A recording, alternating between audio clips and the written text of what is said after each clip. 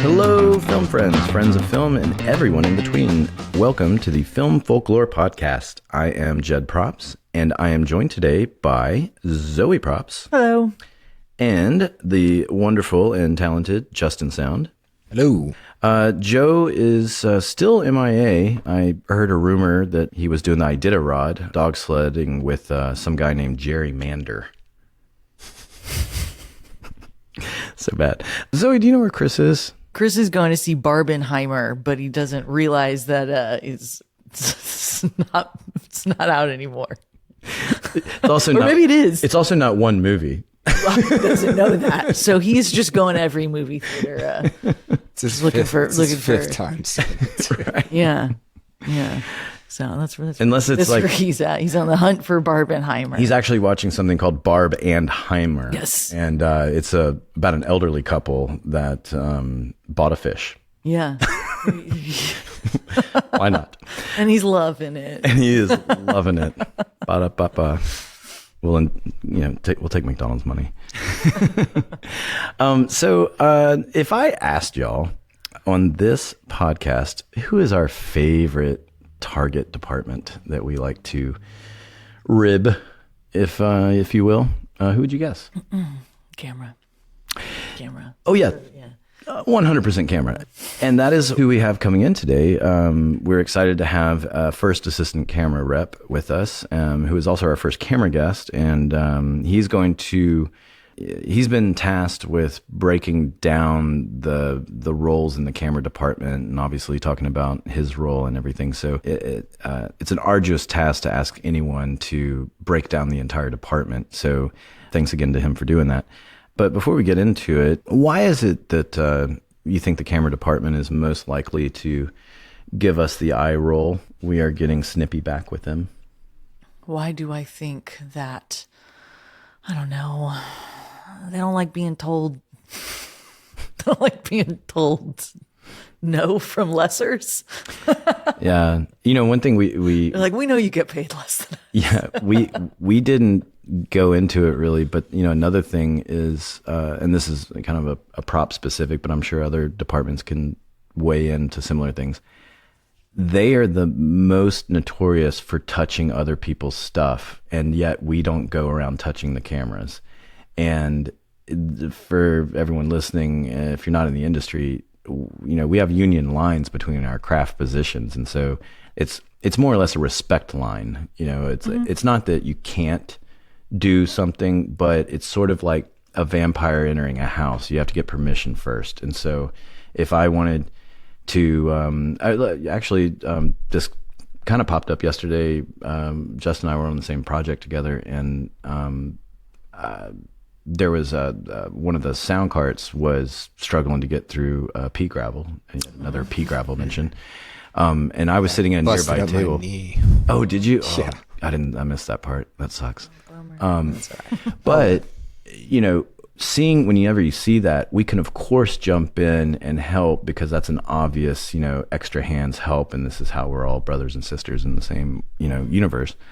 But separately, if maybe we're with an actor, actress, and they just take off maybe their mic or something like that, and then suddenly we're holding it, and it's like, but we're not sound, but actors or whatever. So you'll find yourself go into the sound department, and then you find yourself also going, just to be clear, they took this off and handed it to me. Yep. I just want you to know I'm not intentionally taking these things off. But you kind of do that because you don't want people to think you're doing something like that. Yeah, I always kind of see our carts as kind of our our bedrooms. Yeah. You know what I mean? Everyone's got their bedroom and we're all roommates, and you don't just barge in and touch everything. Like, that's kind of how I see it. You don't know what's important on that cart, or it's very obvious what's important. Yeah, for sure. And everything costs money, and you rummage through someone's underwear drawer. It's rude. Camera often has a chip on their shoulder, right? There's a lot of nice people in camera. Absolutely. We should be very clear about that. Absolutely. For as many people that can be on the douchey side, which are usually cinematographers, as we've said, but at the same time, there are nice, wonderful cinematographers. But there's all these like stereotypes, you know. It's like saying all prop people are alcoholics. That's not 100% true, but it's, you know, only mostly true. Yeah, a little bit. So I'm drinking right now. But It's Sunday. yeah, that's the double fisting day. But so yeah, you know, it's the bad. I don't want to call them bad seeds, but it's bad breeding bad, right? Like you're learning it from It trickles down. exactly. It's the old drug PSA of the dad going, you know, where'd you learn to do this? And the kid's like, I learned it from watching you. You know, it's kind of that, except not as hilarious. But it's just certain mentalities. The show I'm on right now, there's an AC that he was brought out by that particular DP, and so they both traveled in to do this, and he's nice enough, but you can also tell he's very much, you know, he's sort of the muscle backing up the DP on everything, and so you come with something politely, but you can tell there's an edge in the tone, you know, and how they're talking and stuff like that, and so you just recognize it. And I think now you just kind of know not to poke that bear because it doesn't end well. And I guess I mean, I don't know, like it doesn't end well in the sense that it just creates animosity. Yeah. Yeah. It's not worth it. Yeah, I don't want to say in the sense of like somebody's, you know, something bad's happening to someone. It's just it's bad atmosphere. Say it that way. Yeah. Yeah. I don't get to arguing no mores, you know? Yeah. Just fine. Yeah. The one thing that even nice DPs, one thing I will say, if y'all agree with this, they have such an amazing ability to be in your way as a crew member. Like you're in between setups, you're in between takes, the crew's moving around. Maybe you're in a house and there's only one hallway. That's exactly where that cinematographer is standing in the way in that one hallway. It's like they can't help it. It is, because I think it's funny, you know, the jokes that ADs, assistant directors, are always in the doorway. They're always in the doorway. Right. But I'm like, well, what about the DP over here? He's completely in the way. He's in the middle of everything, just eating a sandwich. Yeah. I mean, you and I have worked with a particular DA that doesn't even like to make eye contact with you if you're too far down the totem pole. He talks maybe in your general direction. Zoe I'm just gave sign language to me. Here you go, Zoe. If you can see what I'm writing. I don't remember that. Well, this is the show we met on. There's your hint. Dresses in all black too, in a weird way, like not in a Johnny Cash way, but in a, I don't even know what to call it. I mean, he actually looks like he's a coffin maker. Like that's actually what I think he dresses like if I had to define it. They love their thinking caps. Oh my god, Big old hat. yeah. Oh yeah, he's definitely and as Zoe has told us, you have haberdashery experience, so you know hats. But anyway, Sombrero, right? yeah, you sold mostly sombreros, as we recall. I'm wearing one right now. I know it's so oversized and novelty that you keep hitting Justin in the head with it. Well, get out of the way. We'll space out more. This is how Zoe keeps Get away from distance me, from man. people. Yeah. When I say arm's length, I mean hat's length. So we are excited to have our camera guest today, our inaugural camera guest, and Peter Camera. Thank you so much for coming, and thank you for giving us kind of an insight breakdown to the camera department, because we know that's difficult. So without further ado, let's welcome Peter Camera. Peter, welcome. Welcome, Peter. Hi, Peter.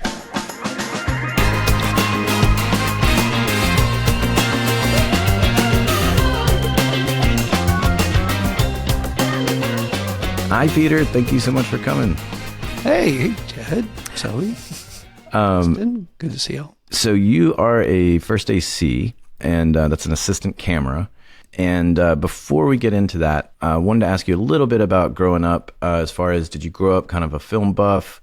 Were you kind of like a cinephile or anything like that kind of already had the interest heading in this direction? I guess I was never dissuaded from it in a way. Yeah, I can remember going to movies frequently. My parents took me to 2001. Oh, wow. 1969 at a drive-in. Saw it at the drive-in. At a drive-in. Oh my My God. sister fell asleep in the way back. She's 2 years younger. I dug it. I totally dug it. My mom made sure I saw some of the more offbeat stuff. And then things happened later on in my teenage life that kind of really solidified it, which was, after my parents divorced, my mom returned to school at UT for her master's in RTV film.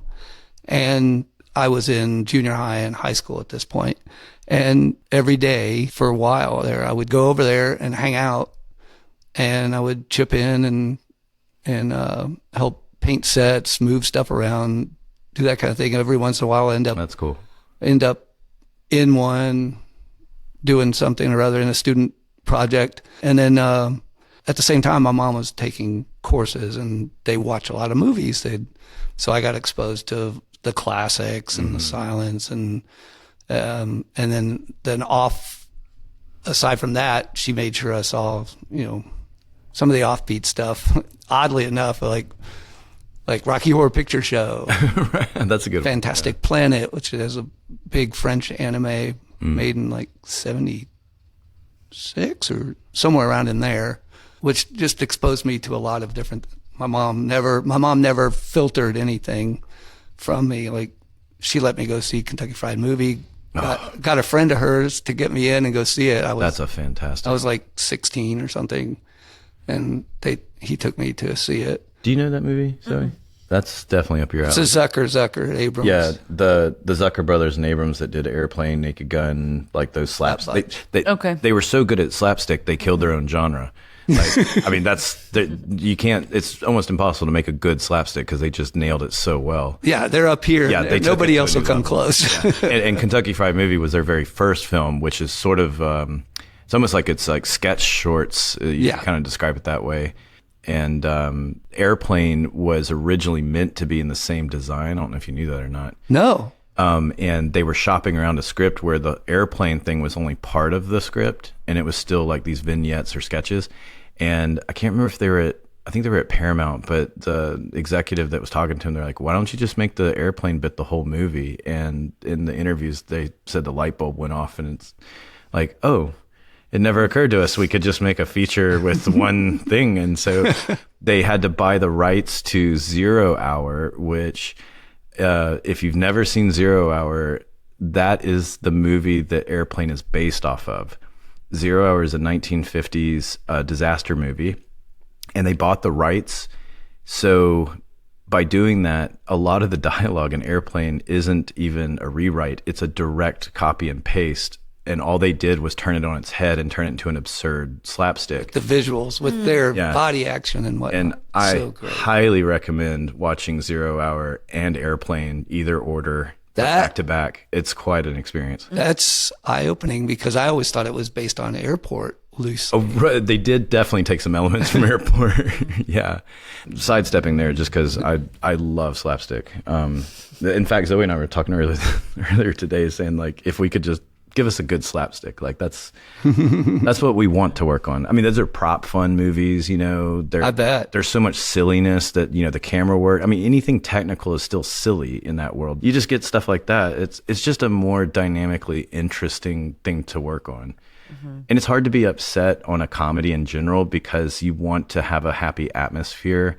So anyone smart and savvy enough, listen, please, producers, you really want to make your crew happy because that's helping set that atmosphere. Right. And Daddy's Home. The energy. Yeah, they were very focused on that on Daddy's Home, and it was a great work experience as a result. I mean, unfortunately, the movie was kind of mediocre, just what they cut at the end, and left a lot on the cutting room floor, so to speak. But the experience was great. I mean, like, I got called for, didn't do it. It was Jeff Who Lives at Home, I think is the name of it. oh yeah, that's the Duplessis brothers. And from just there, when they called me in the interviews and whatnot, it was just, sounded like it was going to be a good energy. And sure enough, Penny did it. Some great people. Shout out Penny.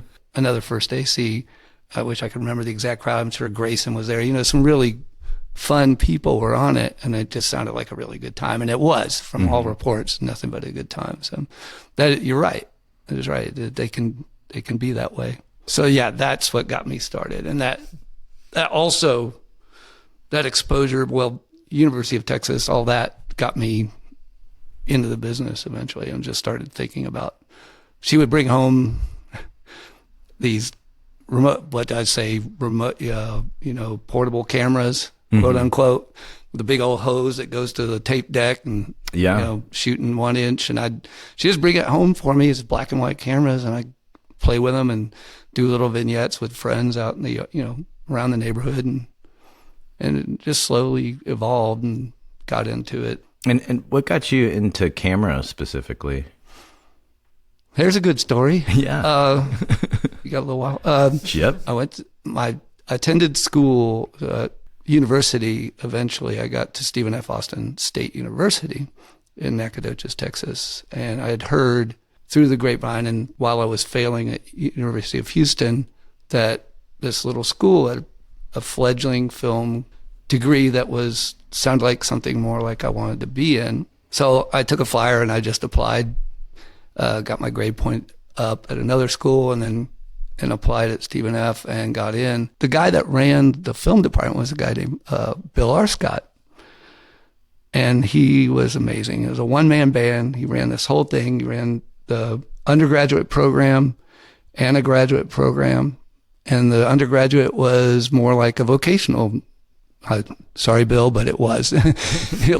He taught us how to work with each other on set. It was all the focus was about, was how to be a crew and how to work within that unit and play your part, do what you're told. What we would do every week is people would submit scripts, and then the class would vote on those scripts. And then the one that was elected to be produced, that person would become, at their discretion, either the producer or the director. And then they would hire the next person down. And the director would assign a DP, and then the DP. So Arscott made it work just like it does in the industry. He got very used to it. And this happened once a week, every week. We had an on-campus darkroom that processed black and white reversal film, 16 millimeter. And every week you get 400 feet of film. So you got 10 minutes of film to be cut into probably a 3 or 4 minutes. So like 3-to-1 editing. Anyway, so what that did is it taught you how to do your job as best you could in order to get repeat calls if you liked your job, or you would just bounce around and you'd find your place. Well, Arscott also did another thing back then. He does summer programs, and now he just does features. Like they'll do a feature every summer, and somebody will come in from the professional film, like an alumnus will come in and be a mentor and kind of help them with this feature. The last summer I was at school, he did commercials, and what we did was we formed a production company, sold commercials. The producers, there were like an executive producers, which were, I think, the graduate students, and they sold our services to vendors in the area, and we actually produced commercials that went on the air to locals. So I had like 5 or 6 commercials, I think it was 5 on a reel by the time I graduated, of commercials that were actually produced. So that's pretty solid coming out of college. Yeah, I took that to Dallas. I mean, Arscott was amazing guy, and or still is. I hope. And then so I took that, but I went to Dallas, and I knew it was a bigger pond and a small fish, and coming from East Texas, so I stepped back and did Grip Electric. And something I found out about being a participant in the art side, the vision of it, you have a way of doing things, especially in the way that I was working. I wasn't just plugging in things. I was actually being the lighting side of the DP, whereas the DP was pretty much a cameraman. So I've just found out that I didn't like working with a lot of gaffers. I didn't jibe with them. It was like really only 1 or 2. It was one specifically that I really enjoyed and got along. We really clicked, but I wasn't working with them all the time. I felt a little bit dissatisfied with the Grip Electric, but I got to do so much, and I got to meet a lot of people and work with the DPs in the Dallas area and whatnot. So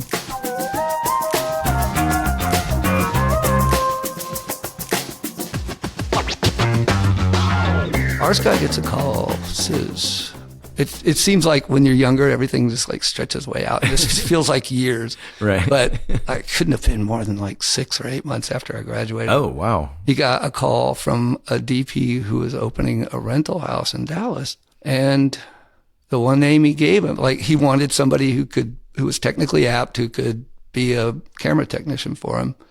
And R. Scott gave him my name. I was floored. The most amazing thing that ever, I mean, anybody could have done for me, especially at that point in my life. And just, and so that's where the road down, and this guy was ASC, he was a DP, he had been a DP for 30 something years and long time. We should say Director of photography. Director of photography, Sorry. which is the same as a cinematographer. Yes. And then ASC. American Society of Cinematographers. There we go.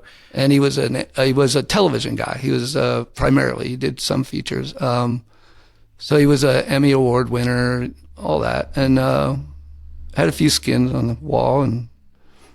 But the rental house, I went in and started working for him. At first for nothing, just learning it. I would just go in and tear down a camera and rebuild it over the course of a couple of days, learned how to work all the equipment, learned all the specs. If I ran into a roadblock, it was a Wolfgang in New York and there was a Wolfgang on the West Coast. And between the two, they was kind of my remote mentors, and they would talk me through issues and help me out. They were great. Yeah. Did you ever have to, like a boot camp situation where there's someone with a stopwatch timing you, but it's not a rifle, it's a camera? No.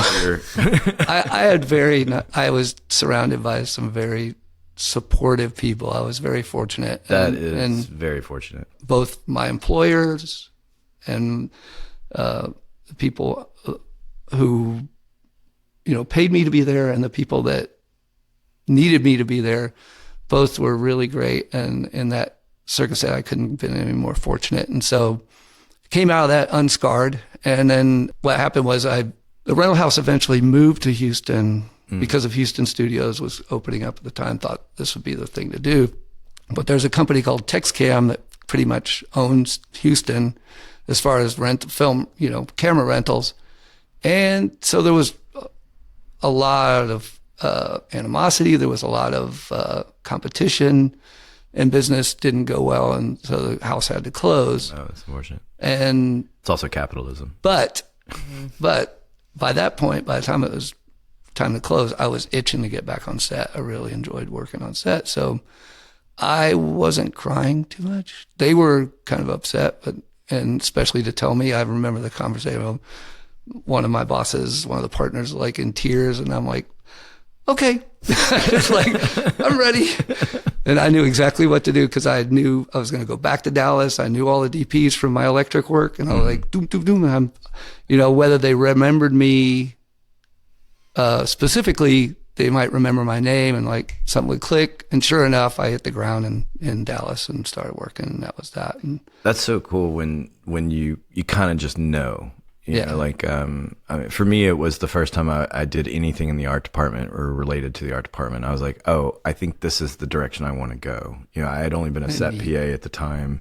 So getting a taste of something else, and maybe, who knows, like, maybe it's like if my first experience was grip, maybe I'd be, gripping it now. I don't know how, if it's the exposure or if it's just your natural, gravitation, but it's really cool when you have that, because it's like the first time you get a kind of a clear idea of, I think I know the path I want to take as a career, and then it's a very satisfying feel. It's important. I think it happens to everybody eventually. I'd like to think somebody finds something that drives them in more than just a monetary way, that tickles a little pleasure center in your brain. I mean, lighting did, but camera, it was kind of weird. I remember the first time I even considered it was a guy, I know the assistant's name, who now is a DP, director of photography in Atlanta.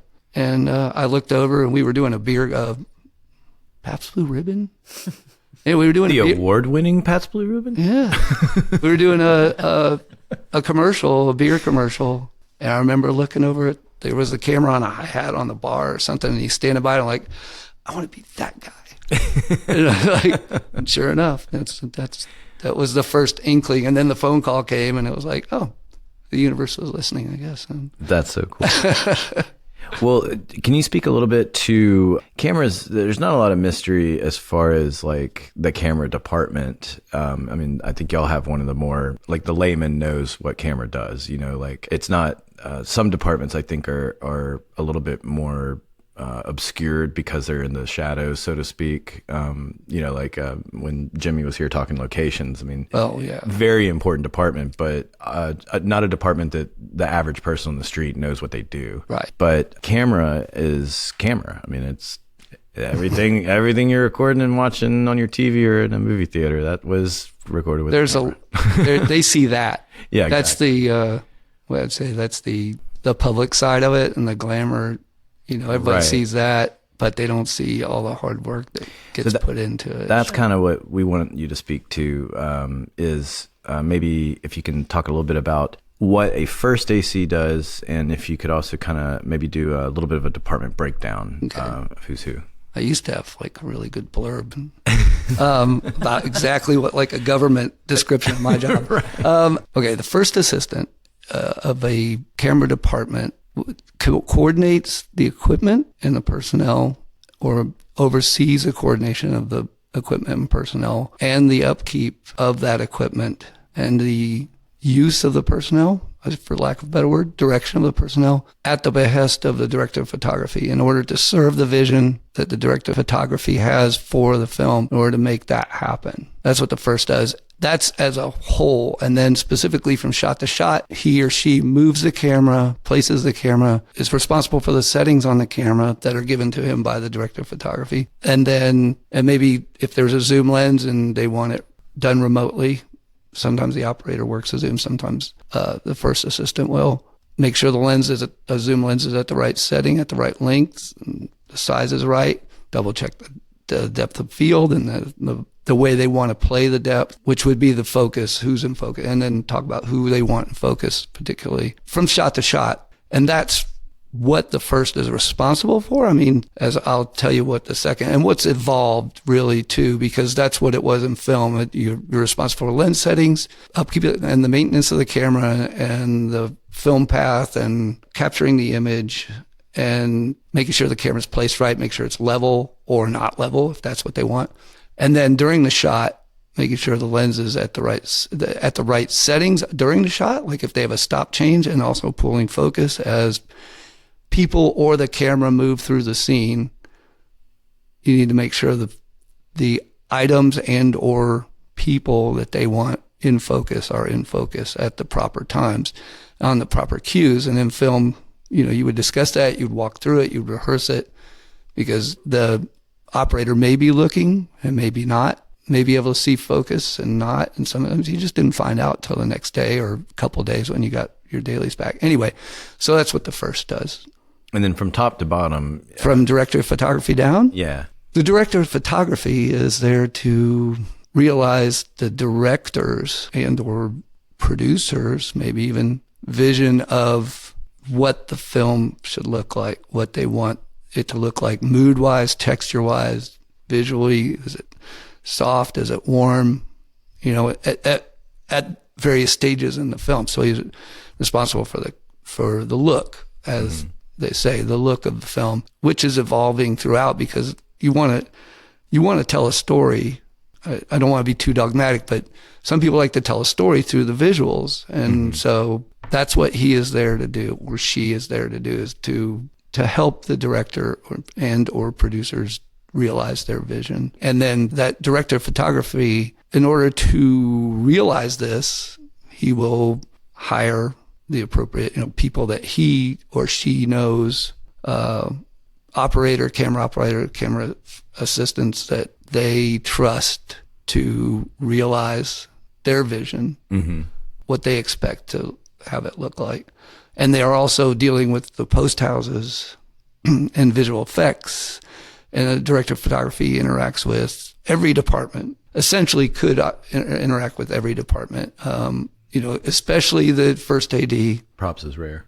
Unless unless there's something specific in the colors or Yeah. whatever, the color palette involved or whatever. Yeah. Sunglasses, actually, that's something that. That's a big one. Yeah, Or glasses in general. Yeah, because Reflection. they want the AR coating, the anti-reflection. Right. And nowadays, that AR coating comes in 4. I think there's 4 now, because there's the newest one is, I believe, the gold. But there's essentially 4 color glares. I don't know what to call it, but usually our only question is to the cinematographer: do you have a preference? And these days, and maybe you could speak better to this because it's probably digital related, but there seems to be less care than there used to be about which AR coating. Like usually they just say like anyone's fine, and you'll go, oh, okay, well that's easier for me. But every now and then you'll be on something where maybe it's lower budget, for example, and you'll say, okay, well I can get these glasses, but I'm not going to have time to put an AR coating on it, or I can't afford an AR coating. Maybe it's that low budget, but Right. But the DP usually will just go like, oh, it's not a problem. You're like, well, how is it suddenly not a problem? Like, Maybe they know tricks. right. Oh, there's polarizers, a polarizing filter, but that's an old trick. And then, I don't know. I'm surprised. I would think it'd be actually less forgiving Right. than You would film, think. which in most cases it is. Yeah, I've had the fortune of working with some foreign productions that have shot here, and what's interesting is you realize these DPs, like there's a French Canadian movie that took place partially in New Orleans, and all these Quebecois had come down, and I was one of the only like locals on it, and they traveled most of the people, and it was great because everyone's speaking French. And, Oh, wow. And also heavy cigarette smoking, which is like, I mean, talk about a French stereotype, but like the DP with a cigarette sticking out of his mouth is looking into the lens and he's just going, c'est bon. And then the director, they're showing the director of the monitor, c'est bon. But that group, for example, didn't even use stand-ins, which is the people that usually when you're setting up the shots before you use the actors, you have these stand-in people Right. that are your physical subjects for y'all to line up your shots and everything. They didn't use stand-ups. It was any available crew member. and then they're like, hey, you're not busy right now. Why don't you go stand over there for us? And you go stand over, and they're like, and can you squat a little bit because it's a girl and she's shorter. But I mean, not even caring if your skin tone is similar, if your hair is similar. Normally, they try to cast stand-ins to be of a similar Right. look to the actor. So when you experience those things, you go, so there's another way. I didn't know there was another way. But maybe this is something you can speak to, and maybe it's just a guess, but is that just because we're so set in our system that we're used to doing things a certain way? Or is it that this other way is just compensating for maybe it's lack of money or something like that? Could be both. Could be little column A, little column B. I wouldn't know much, but my impression would be, my first reaction would be, I feel like I'm back in film school. But I think it's part of the way our industry has evolved. And I don't think there's anything wrong with the way the Americans do it, especially since we kind of started it and turned it into the industry that it is. The French have a lot, and the Europeans in general do a lot with a small crew, and they get it done, and it's just the way they've evolved and the way they do things. This is me, right? Yes. Okay. How's this? That good? Here we go. Okay. Whenever I'm ready. Okay. Here we go. Hey everybody, it's Joe. I wanted to tell you about an awesome deal from SoundHard. Whether you are a film or television professional, a podcaster, content creator, musician, studio engineer, or even just a guy like me that doesn't know where to begin, SoundHard offers a wide range of equipment to handle any size production or budget with expert advice available from an experienced team that works in the field. And now SoundHard is offering new customers 25% off your first rental. Just enter promo code FILMFOLK25, that's FILMFOLK25, no spaces, at checkout. Terms apply. Go to soundhard.com for details. I'll finish the hierarchy thing? And Yeah, I for can sure. go over some stories of Yeah. things. And there's one, I mean, I do have a French DP story. So Oh, that's great. specific. We got DP, operator. Now we're on to operator, Yeah. which most operators would boil their, their job down to pan tilt invoice. But I mean, the first thing I was taught was if you're an operator, the first question is, where's the coffee? And when's lunch? And then when do we wrap? Those are the three main questions as an operator. But, and then make sure you say, thanks for a good day and out. And walk away. The operators are responsible also for so much more because, framing being one of them, and what's in frame and what's not in frame. And people don't understand that there is an art to operating a camera and a skill, a talent level, like operating a tight camera on a close-up or on a sports, like following a ball through the air into a receiver's hand is just, NFL operators are just amazing. Any sport, really, just amazing, some of the work that they do. The operators are also the people who are most likely, if anyone has to fall on a sword or get thrown under a bus, I always feel like the operator is the one who is going to get canned or something and That's have to take the blame. Yeah, That's it is. very unfortunate, but I've seen it happen a couple of times, and you're like, I thought he was doing a fine job, but that's one of the reasons I never moved up. Yeah. And I don't really, a lot of security in the AC. well, it depends, but I'll put it this way. That was another reason to go into camera was the black and white of it. It's in focus, it's not in focus, it's exposed or it's not exposed. Things are right or they're not right. And there's no interpretation as opposed to things like operating. It's a much more subjective, it's more subjected to subjectivity because you may not like my framing and then the next guy might like my framing. Yes, it is. It's a minefield. And as you get closer to the art side of what we do, I think that's what you subject yourself to. And that's operators are definitely in that line of fire.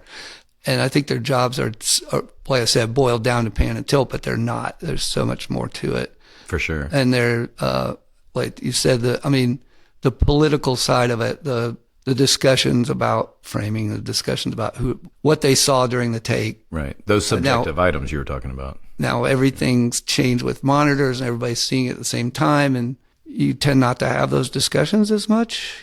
But as an operator, you're doing your job, so you're saving everybody else back behind you the trouble of coming up and fixing things, and you're trying to work for the 10 people that are back there at Video Village to make sure they have a frame that they like, and the DP and the director and everybody else that might be watching and have the elements that they want. And I think that's why operators, as you say, can be thrown under the bus or seem to get fired for no reason, is that they're in the line of fire much more. And their job is open to interpretation by everybody. Mm-hmm. As opposed to ACs, which you either are or aren't doing your job. So there's the operator in a nutshell. And handheld being so much more prevalent now. I mean, you got to be ready to hold a camera. That's film cameras. Yeah, were heavier, but now the cameras may be lighter, but the lenses have gotten, if anything, heavier. Yeah. And they're very bulky, awkward. Yeah, and some of the cameras are not built ergonomically. Incredibly fragile looking. And very expensive. If you talk about lenses, very expensive. Yeah. I think it's more expensive. What's in front of the camera now is more expensive than the camera itself. Yeah.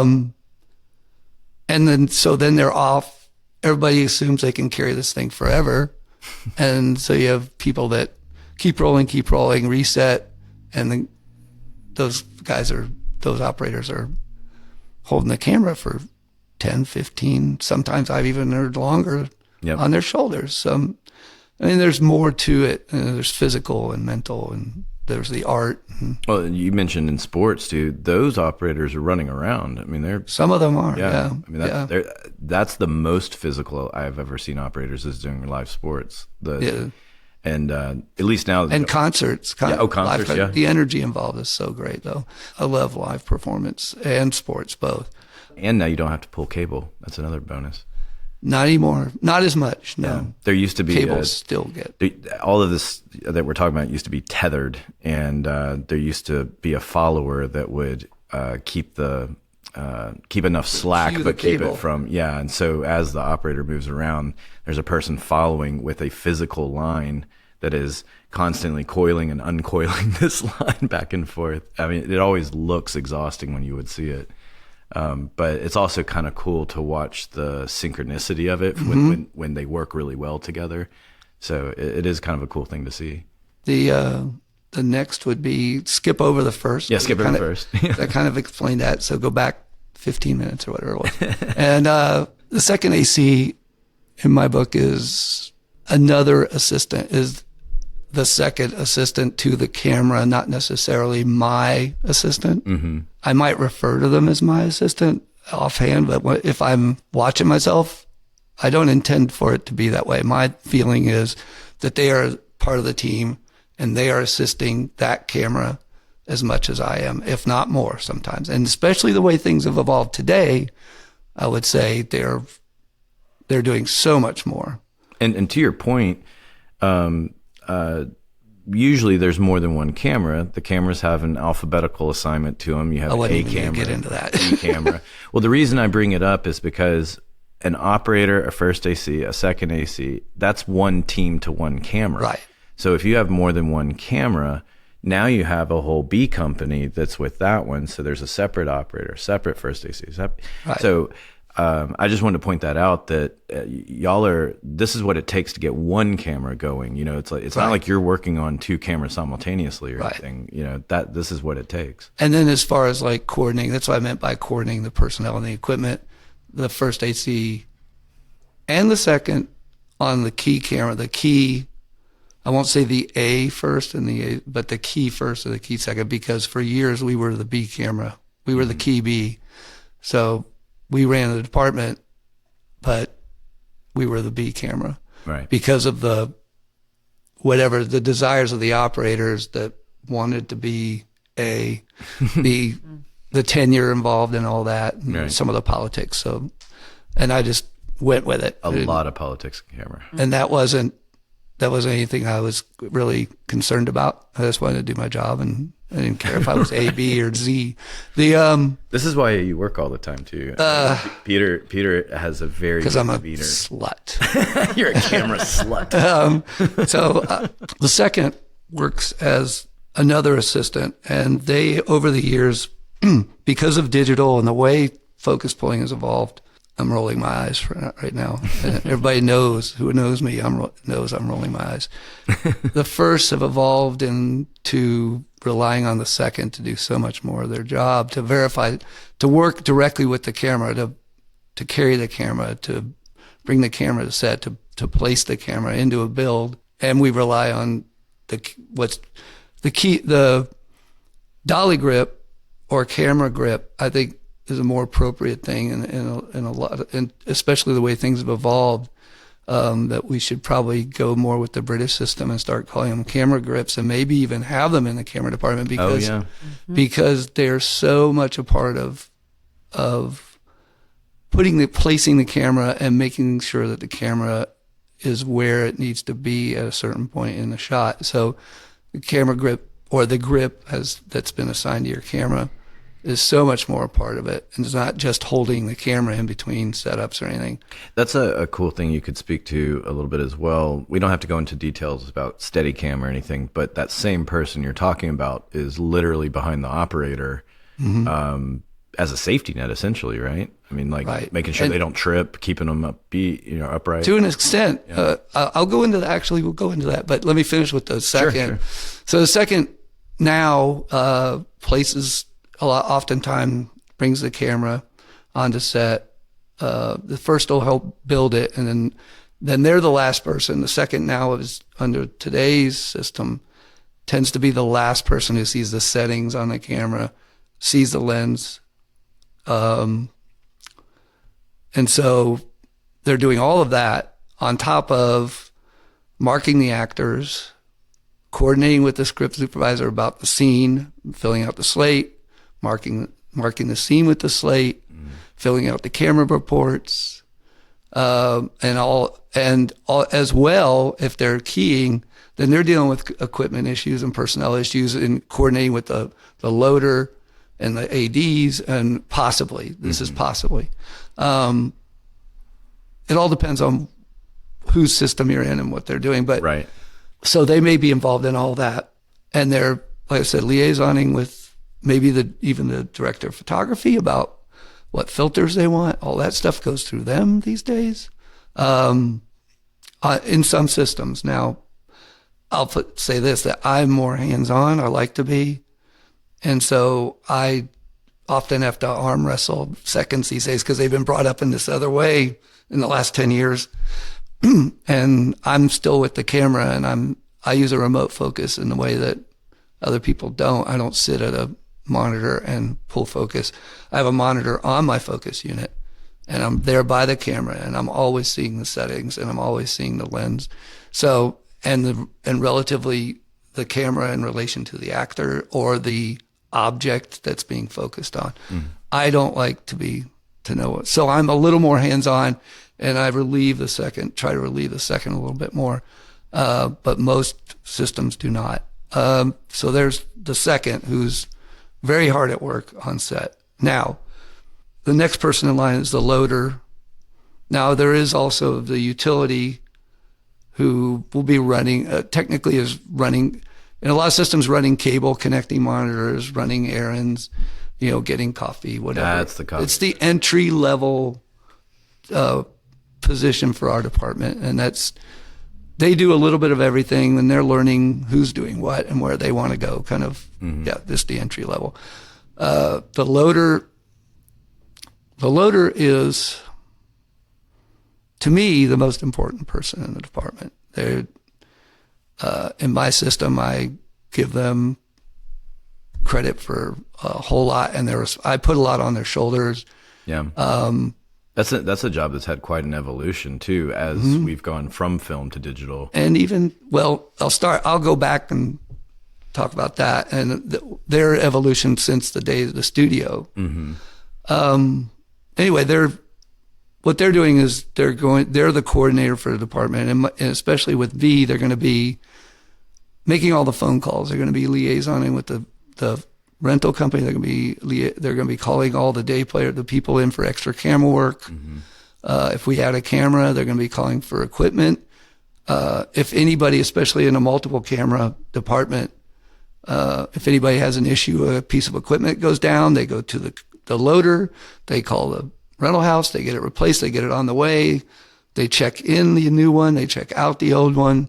All the paperwork goes through them. And we're not even down to loading yet. So, and they're running the set to see, if a snack comes out at Crafty, they know about it because they're off of set and they might know about it. And so, hey, just found out, tuna sandwiches or whatever, pot roasted Crafty, you want some? That is also the whole crew's most excited part of the day, oftentimes. What's the snack? What's the snack? Yeah. We all have figures to maintain. So that's become part of their routine. And then there's loading, which in digital, they still have the paperwork. They still have to do all the paperwork they had to do with film, essentially, because they're still before they were quantifying footage and so that they knew how much was being processed every night, and so that they knew what was being cost and what to expect back and the next time, right, versus and how much film we have left on the truck, all that. Well, now you have memory, you have gigs, and those cost money. There's no such thing as over footage as much anymore, in right? That sense. Yeah. So they charge by the gig for storage, long-term storage. Processing, transmitting, all that stuff. So that's interesting. That's all. I'm not as aware of it because, one, I haven't loaded ever in the digital age, so I'm not quite as in touch. And then they're also in touch with post about the workflow. So when they hand off the media at the end of the night, which they've backed up on the truck, so they spend some time after work, just like a loader did in film, doing the paperwork, downloading the cards from the cameras, getting the drives, handing them off to a runner who takes them to the post or the office. And then nowadays they go directly to a guy who does some like a dailies guy who will do some primary coloring and as per what's set by the director of photography and post, make sure everything conforms and send it on to post. So it's transmitted to them. So the loader's dealing with all these people and what their needs are and finding out, if there's any issues. They're the first ones. They're the ones that get called in the middle of the night first. From like an editor or someone. An editor, like, where's this? This is missing off this. It's on the camera report. Like, oh my God, the worst nightmare. So something didn't get downloaded from a card. That does sound terrible. Yeah, or it never recorded. Bum, bum, bum.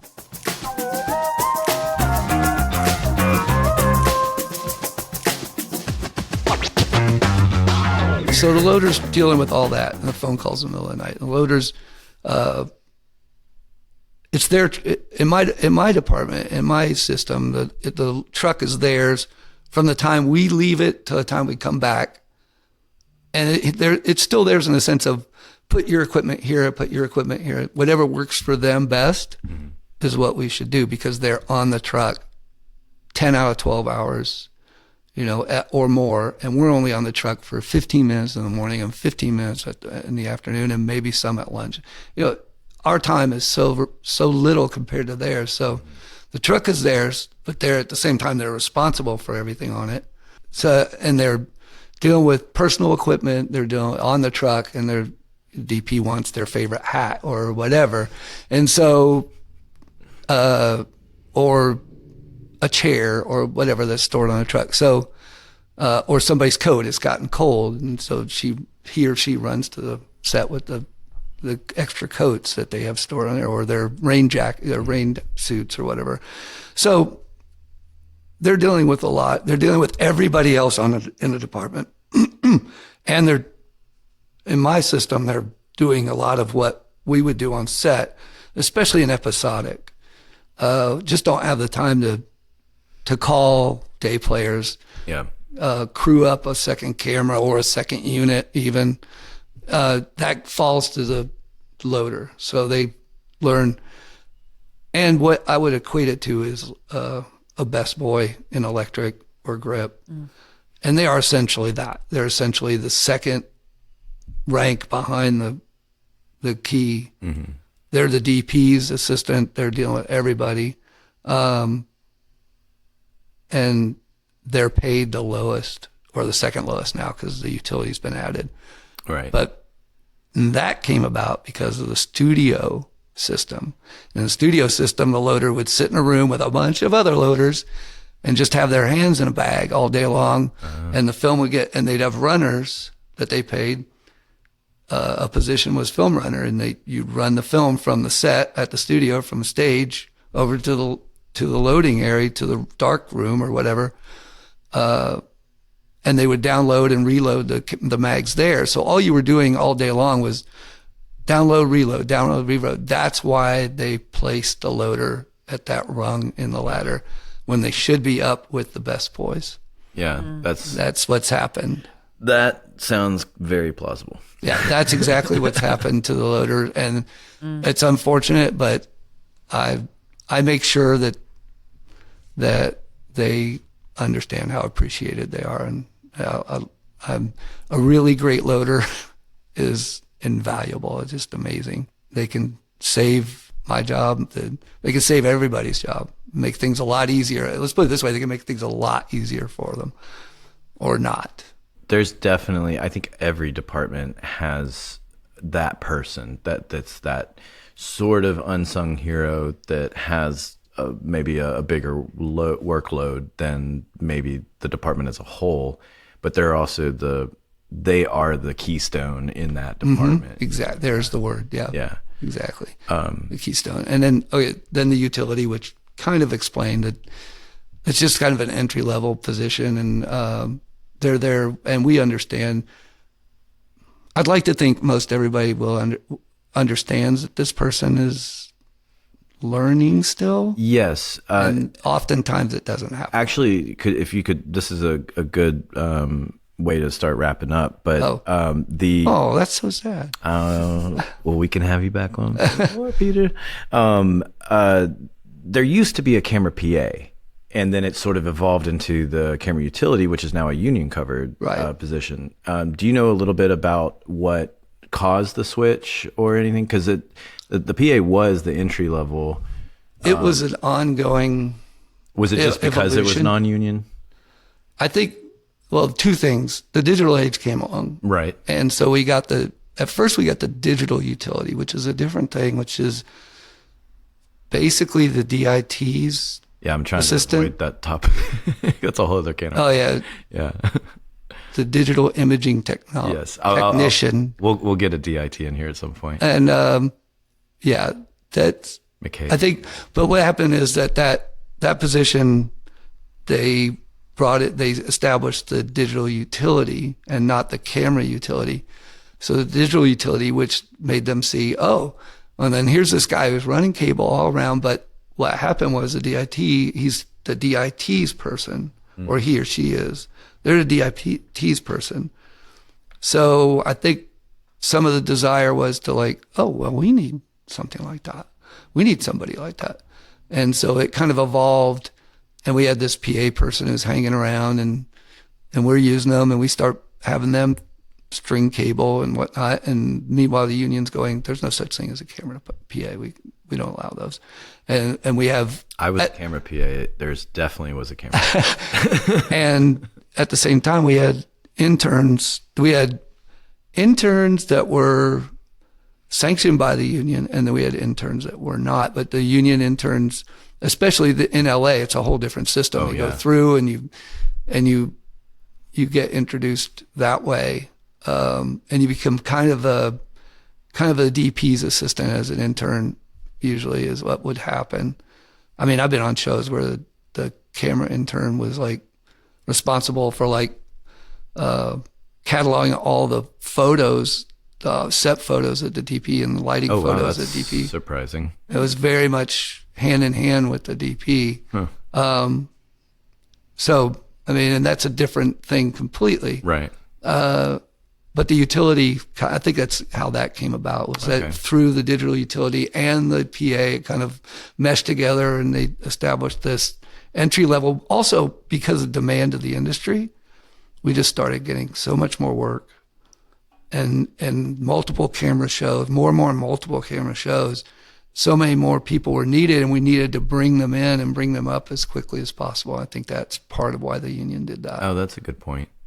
Yeah, that's something that we've touched on it in other episodes, but with the growth of streaming and then coming out of the pandemic shutdown, we saw a larger demand for content than we'd ever seen before, but also now there's more production entities existing than historically we've ever had, and that's just it's basic math.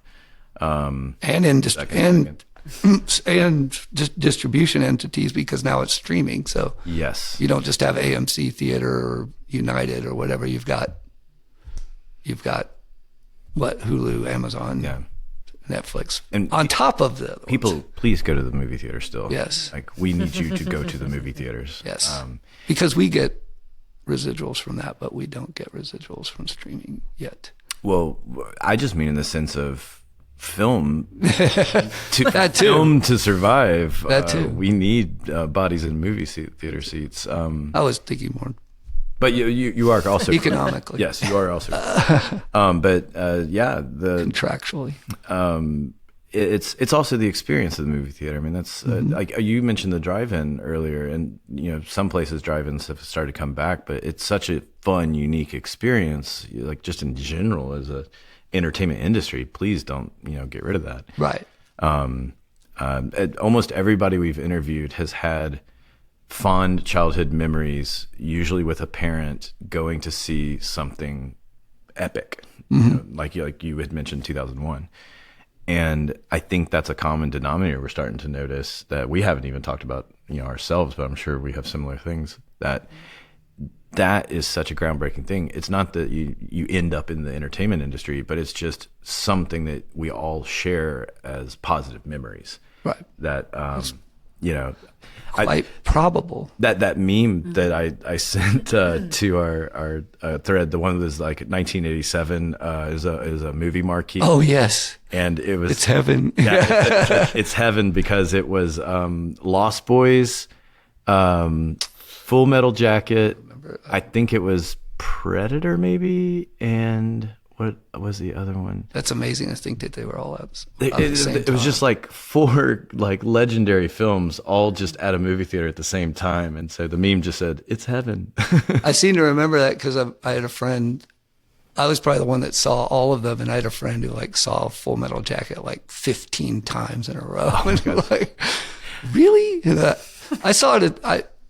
It was interesting. I don't know. I mean, it's a good movie, but yeah. It was interesting seeing it a second time and a third time though, and the things you see, especially on the big screen, the things you see that you didn't see the first time. Yeah. It's one of those because it's. Yeah, I mean, that would be something to get you back on another time so we can have, more fun talking about some of those cinematic, specifics. 2001 alone, I mean, oh my God. And the French DP story. And the French DP story. Oh, yeah. Save it for next time. Okay. So, Peter, thank you so much for coming in. You bet. And Thanks for having me. You're our first camera person, so you had the unfortunate duty of explaining camera. Yeah, I wish I had looked back over some of the stuff I wrote like 10 years ago. Oh, yeah, I had this pretty concise. Huh? Yeah, that was great. And one final thing before getting out, if you were to talk to someone who is interested in maybe getting into camera, curious about camera, what kind of advice would you impart to them? Don't know. I would. How many times have we gotten that answer? No, I would say a jar for that.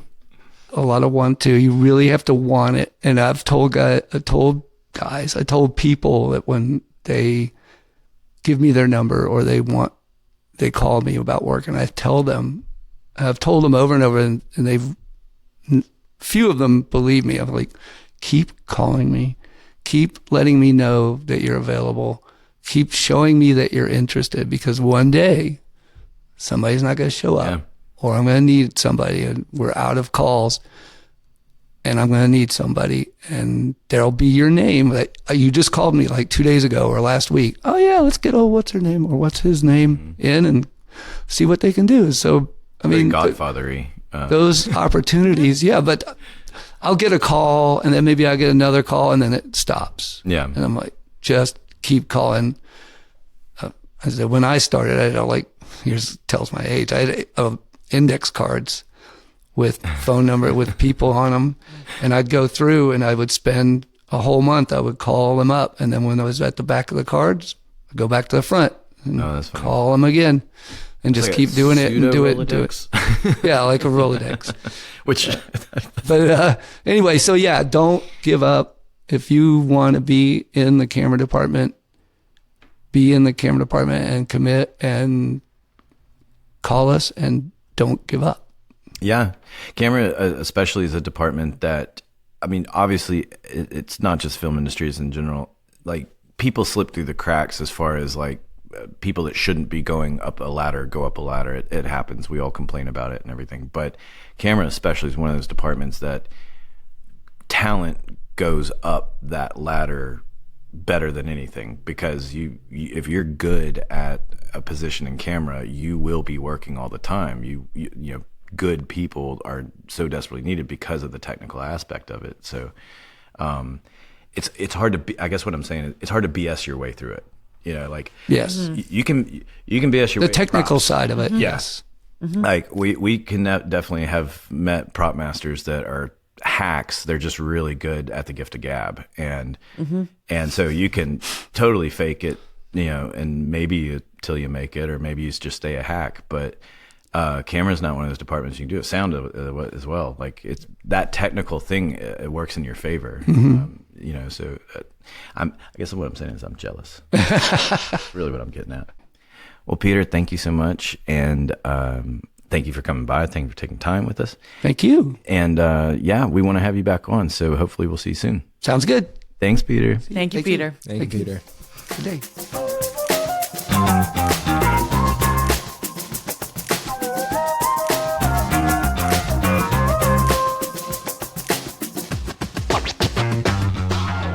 All right. Wow, that was cool. Thanks, Peter, for coming by.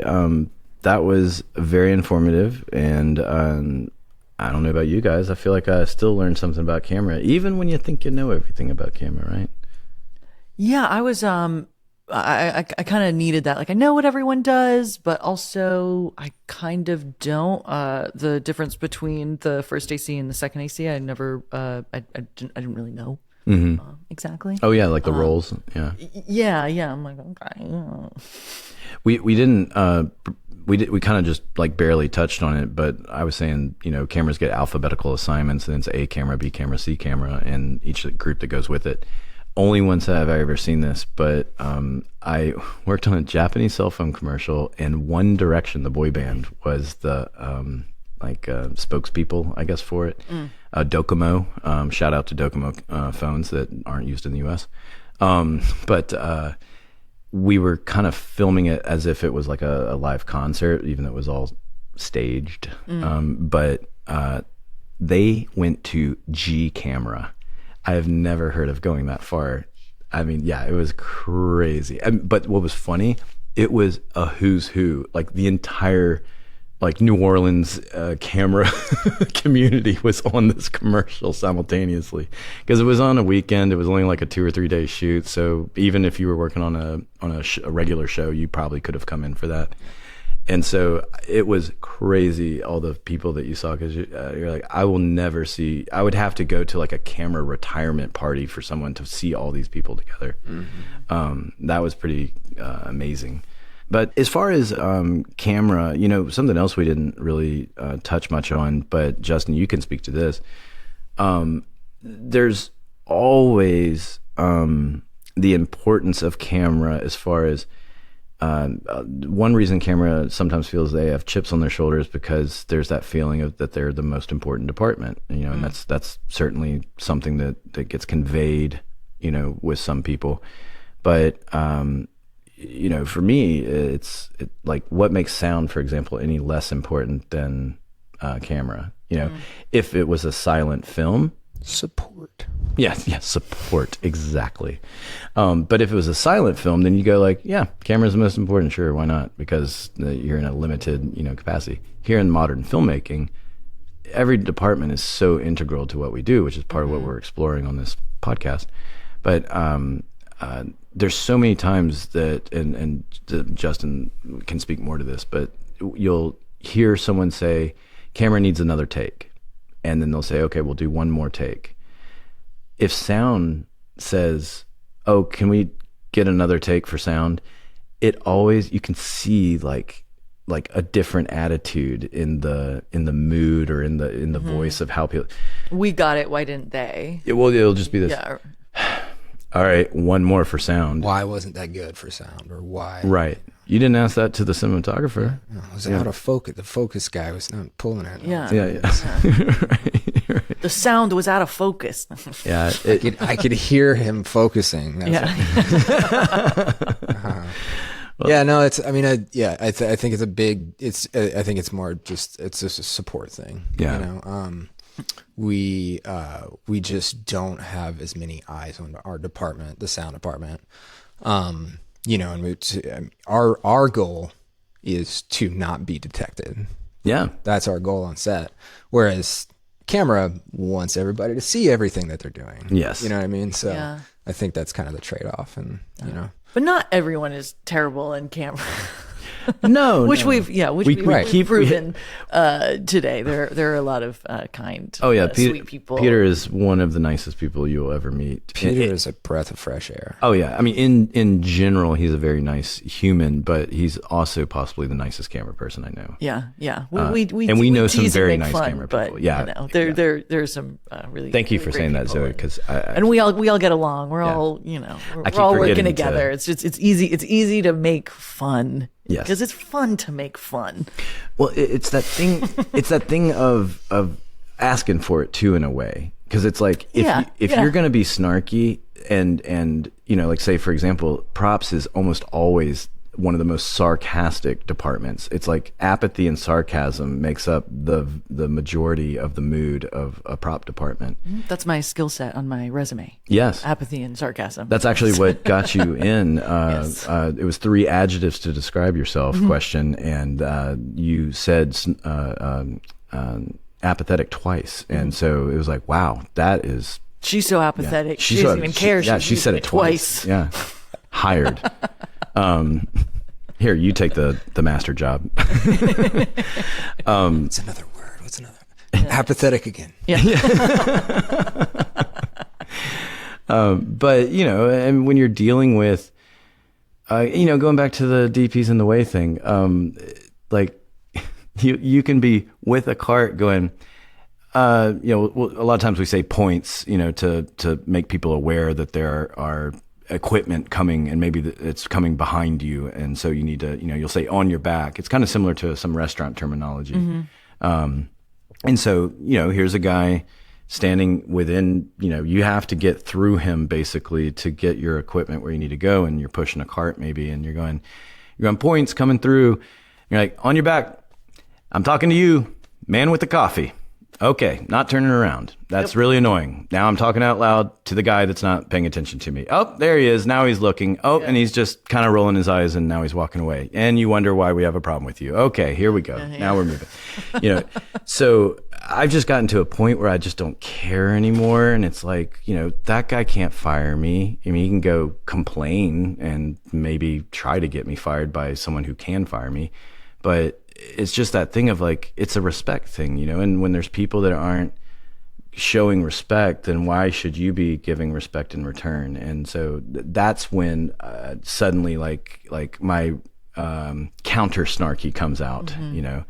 You're going to bring the snarky. All right, fine. Here, hold on. Let's go get our snarky gear on. And now we'll have a snarky fight. Oh, I can snark. Yeah, I can snark. I can snark, buddy. Yeah, I can snark like a production office can snark. And those people are like the kings and queens of snarky. Hey, did a package come to the office? I don't know. What's it look like? It looks like a brown box. What do you want to, I don't know. Like, don't you guys read? Hey, I haven't gotten paid in about 3 or 4 weeks. Well, did you do paperwork? Yeah, right. Everything comes with such attitude, and they're normal questions you're asking. Yeah, it's always very accusatory. Yeah. What did you do wrong? Oh my God, I can't wait to get some production office people in. I mean, and again, we're stereotyping. There's also perfectly fine, lovely production office. Yeah, everybody gets along. We all work very, very long hours, and we all we tend to see the worst of each other, and that can sometimes color the way you always see that person or certain departments, because it's a lot of time spending around people. And if you're in a poopy mood, you might be a little poopy or snarky. You bring up a good point too. We see a lot of each other. A lot of times we see our coworkers more than our families, and you start like reacting to each other in like an old married couple stereotype. Oh yeah, like family. Yeah. So it's a lot of big. We're all most annoyed by our parents. Mostly in good fun. Yeah. But yeah, it's hard to spend a lot of time around someone and not be. We love you, camera. Noble profession. Yeah, keep on shooting. I don't know. Shoot the film. Oh my God. Yeah, I got it. Keep on rolling. God there we damn it. go. There we go. I missed it. Cut that. Edit it out to where I sound cool. Will do. Put the smarter one in. All right. Well, that said, Zoe, why don't you close us out? Yes. Do you like what we're doing here? Do you have thoughts, comments, questions? Maybe you have an idea or suggestion for topics you want to hear about? Well, you can find us on the intrawebs. You can email us at filmfolklorepodcast@gmail.com. You can find us on the social medias, Instagram being Film Folklore Podcast. We have a Facebook group called Film Folklore, Twitter, X, whatever you want to call it, at The Film Folk. And yeah, thanks for joining us today. Bye, everybody. Goodbye. Bye.